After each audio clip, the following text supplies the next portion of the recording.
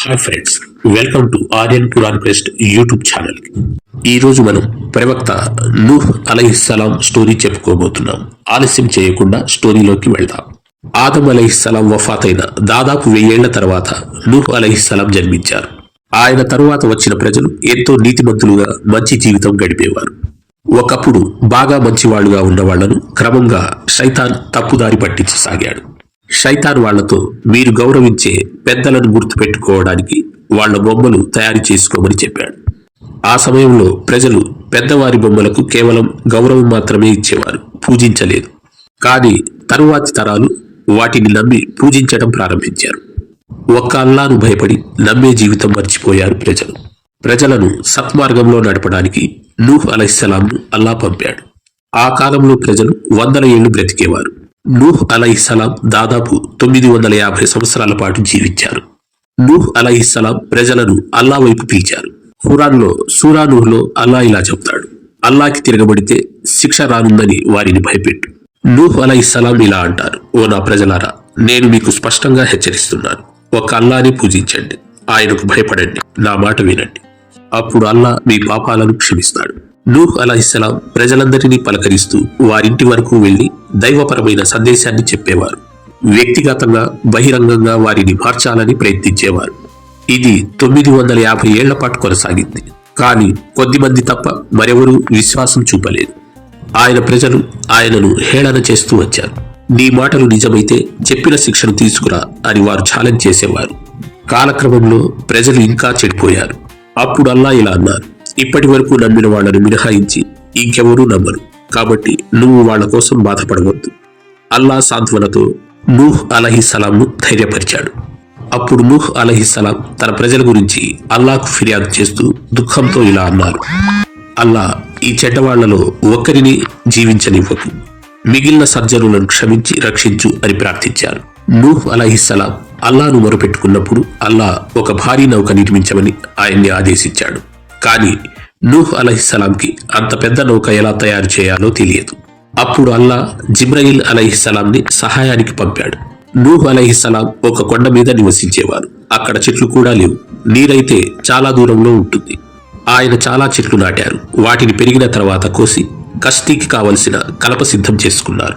కొండ మీద కూర్చుని ఆయన నౌకా నిర్మాణం ప్రారంభించారు. ప్రజలు ఆయనను చూస్తూ నవ్వుతూ, ఇతడు పిచ్చివాడిలా కొండ మీద నౌక తయారు చేస్తున్నాడు, చూశారా అని హేళన చేసేవారు. చివరికి చాలా సంవత్సరాల శ్రమ తర్వాత ఒక అద్భుతమైన పెద్ద కష్టీ పూర్తయింది. కొంత సమాచారం ప్రకారం ఈ నౌకను తయారు చేయడానికి 100 సంవత్సరాలు పట్టినట్లు చెప్తారు. ఈ నౌక పొడవు 300 గజాలు, ఎత్తు 30 గజాలు, వెడల్పు 50 గజాలు. ఇది ఒక సాధారణ బోటు కాదు, పైభాగాన్ని కూడా మూసివేసేలా నిర్మించబడింది. నౌకలో మొత్తం 3 అంతస్తులు ఉండేవి. ప్రతి అంతస్తుకి ఒక తలుపు ఉండేది. అల్లా నూహ్ అలైహిస్సలాంకు నీ కుటుంబాన్ని, నమ్మిన వాళ్లను, జంతుజాలాన్ని జతజతలుగా కష్టీలోకి ఎక్కించమని ఆదేశించాడు. ఆ తర్వాత ఆకాశం నుంచి వర్షం, భూమి నుంచి నీటిధార, 2 దిశల నుంచి వరద వచ్చింది. ఈ మహా తుఫానులో మానవులు, జంతువులు అన్ని నీటిలో మునిగిపోయాయి. సముద్రం కన్నా గొప్పదిగా, కొండల కన్నా ఎత్తుగా నీరు వచ్చింది. కేవలం నూహ్ అలైహిస్సలాం నౌక మాత్రమే ఈ తుఫానును తట్టుకుంది. ఆ తుఫానులో బతికిన వాళ్ళు కేవలం ఆ కస్తీలో ఉన్నవాళ్లే. ఇంత గొప్ప ప్రవక్త అయినా కూడా ఆయన కుమారుడు నౌక మీద ఎక్కలేదు. ఆయన కుమారుడు కూడా విశ్వసించకపోవటం ఎంతో బాధాకరం. నూహ్ అలైహిస్సలాం తన కుమారుణ్ణి, ఓ కుమార, నౌకలోకి రా, కాఫిర్ల మధ్య చేరవద్దు అని పిలిచాడు.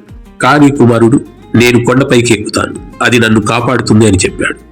నూహ్ అలైహిస్సలాం, ఈ రోజు ఏదీ నిన్ను కాపాడదు, అల్లా జ్ఞాపకంలో ఉన్న వారిని మినహాయించి అన్నారు. వాళ్ళిద్దరి మధ్య మాటలు జరుగుతూ ఉండగానే పెద్ద అల వచ్చి కుమారుణ్ణి ముంచింది. తండ్రి మాట నమ్మకపోవటమే అతడి జీవితాన్ని తీసుకుంది.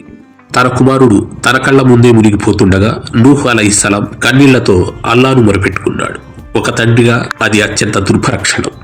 ఆయన అల్లాను, ఓ అల్లా, నువ్వు నా కుటుంబాన్ని రక్షిస్తావన్నావు కదా, నువ్వే ఉత్తమమైన తీర్పుదారివి అని అడిగారు. అప్పుడు అల్లా, ఓ నూహ్, అతను నీ కుటుంబ సభ్యుడు కాదు, ఎందుకంటే అతను కాఫీర్, విశ్వాసం లేనివాడు అన్నాడు. ఒకరి నమ్మకమే అసలు సంబంధం, అది లేకుంటే బంధం ఉండదు.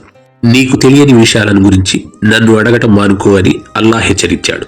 నూహ్ అలైహిస్సలాం వెంటనే అల్లాకి తౌబా చేసి, అల్లా, నువ్వే నా ఆశ్రయం, నేను నీకు తెలియని విషయం అడగకూడదని అర్థం చేసుకున్నాను అని దుఃఖంతో ప్రార్థించాడు.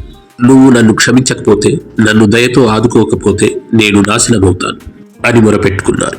నౌక నీటి అలల మీద నూహ్ అలైహిస్సలాం వారి కుటుంబం జంతువుల జతలతో ముందుకు సాగింది.